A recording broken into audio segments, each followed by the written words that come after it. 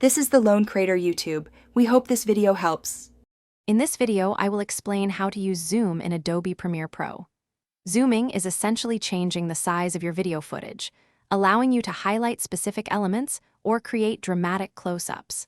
This technique is incredibly versatile, whether you want to focus on a small detail or add dynamic movement to a still image.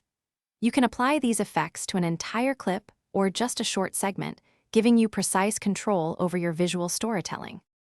To begin your zoom, you'll use keyframes, which are like markers telling Premiere Pro when and where an effect should start or end. First, select your video clip in the timeline. Then, navigate to the Effect Controls panel.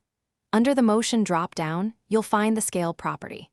Click the small stopwatch icon next to Scale to set your very first keyframe, marking the beginning of your zoom animation. Now, move your playhead along the timeline to the point where you want your zoom to finish. Increase the scale value to zoom in. For instance, setting it to 200% will make your video appear twice its original size.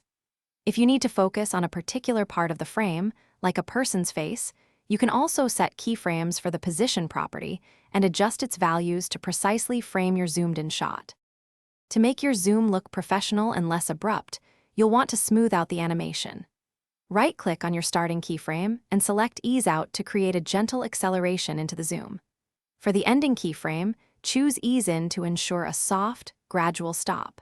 For an even more dynamic and realistic effect, you can apply the Transform effect and increase its shutter angle to add subtle motion blur to your zoom. Thanks for watching. Consider subscribing if we helped you.